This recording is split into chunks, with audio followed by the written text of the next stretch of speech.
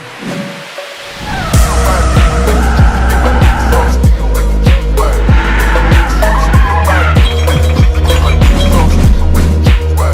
are using the face-based kit.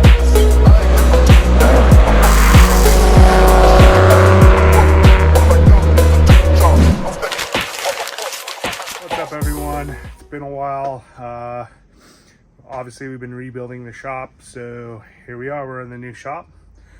So that kind of delayed things on the RX8 build. I'm kind of give you an update here.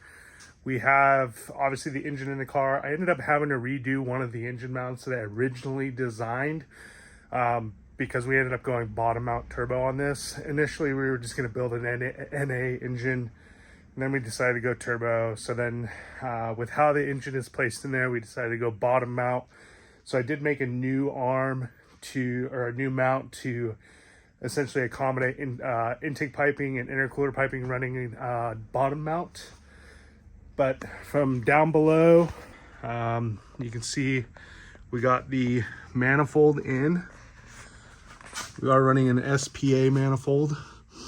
And so this is the engine mount I ended up redoing. Originally we had it in here and it kind of went up, but we made a mount that goes up higher to allow the intake piping here. We did decide that we are gonna just run this notch that we ended up having to do on this subframe. We're gonna run it out to here just to give us a little bit more room. We are running AC on this car, so it's gonna be really tight with piping in here. So we decided we're gonna make a little bit more room here due to that.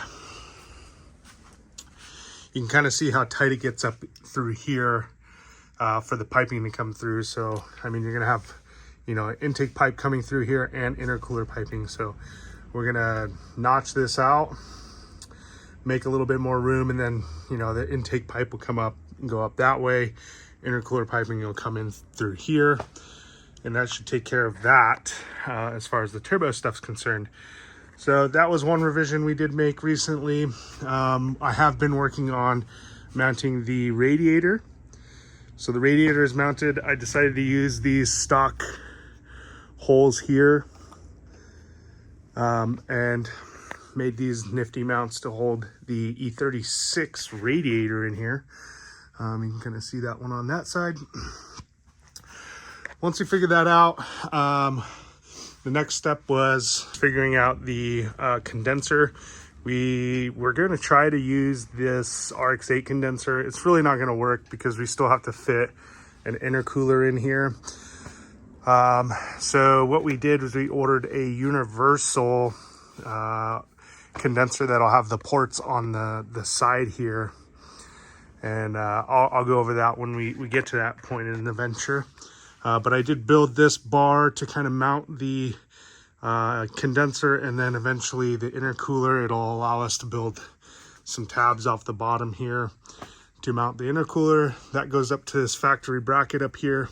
That bracket is just the stock bumper support bracket that bolts onto the front of the frame rails. So I decided to keep those. I'm going to use those. You can see them kind of in here.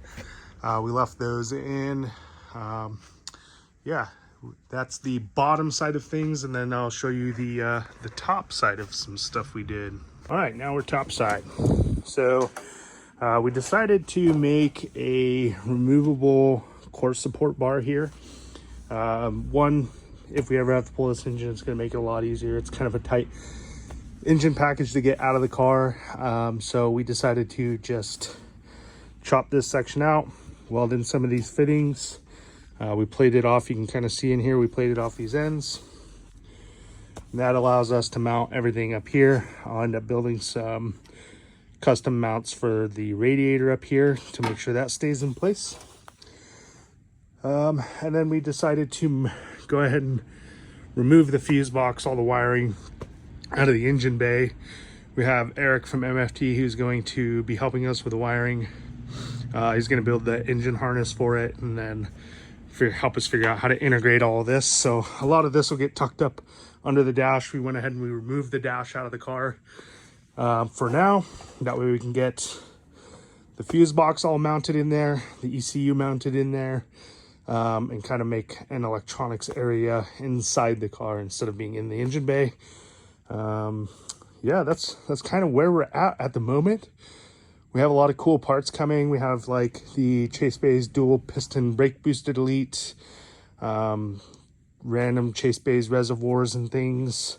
We did get our injectors and our radium fuel rail. Those are in there. So yeah, we're just plugging away. Now that we're in the new shop, you can kind of see it a little bit up here.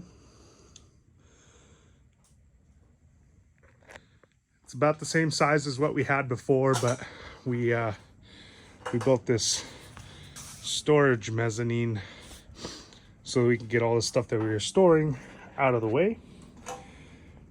And yeah, now we can resume building. Oh, and of course now we have a lift. I mean, that's the most important part of this whole puzzle. You know, we were building this car on our back when we first started. Now we can lift and lower the car as we please. But kind of a small little shop tour here. This is our little fab area. I'm gonna kind of fix that up. We're still working with a couple things. I built this little fab table. I'm still not completely done with it. And then with the turbo, we are going to mount the wastegate directly to the exhaust housing. There's just not really enough room under there to have it come off the back of the exhaust manifold, so we're just gonna put it on here. It fits really nicely, and that'll allow us to plumb it right into the downpipe. That way it can just recirculate right into that, no problem. We did get a PSR turbo for this car, so it turned out these are pretty nice. I am working on the thermostat housing. We're doing 20-20 AN fittings on all of this, so I still have to weld another one on this side, and then I will need to weld them onto the radiator as well. So yeah, I'm gonna pull the radiator out again and weld those on, and then we have that. And then for the fill point for the entire system, we went ahead and we got a Chase Bays filler neck that will thread on nicely right there, and that'll go on the engine right up front. I ran that setup on my E36 M3 and it ran really nice. So it was really easy to service. It bled out really easy. I never had any problems. Yeah, we are going to run the stock bumper for the time being, maybe do like a lip kit or something. And then yeah, we're just plugging away. I'll keep trying to do more of these updates and keep you in the loop. All right, so fast forwarding a little bit here. We are welding this turbo housing. I went ahead and I used my hole saw and cut this hole out so we can weld our wastegate flange here. Reason we're doing this is there's just not really enough room for the SPA manifold here to have a wastegate here. I thought about running a tube here and then maybe locating the wastegate here. Didn't really work out that well. So putting it on the turbo housing literally locates the wastegate like right here and makes it a super easy transition into the downpipe or the exhaust, whatever you want to call it, because it comes out the bottom. It's not really going down. Yeah, so we're just going to weld this up, and then we'll put the turbo back in.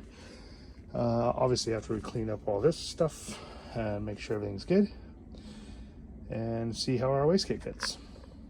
Something I almost forgot to mention that we did update while doing all of this is obviously we made a transmission cross member for this. I was able to put some nut certs in the frame rail there and then build this tube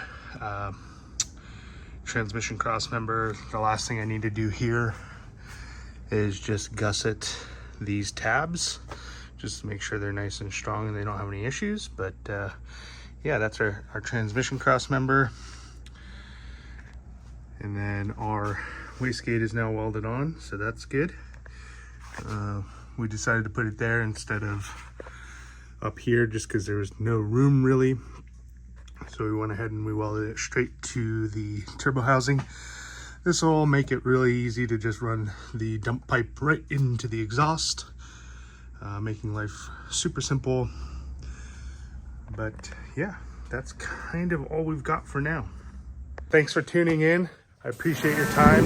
That's my heater. Let's turn that off. That's hot. Like I was trying to say before I was rudely interrupted is thanks for tuning in. It's been a while. We look forward to making more videos, bringing the YouTube series back, doing installs. Man, we're back. We got a new shop. We're excited.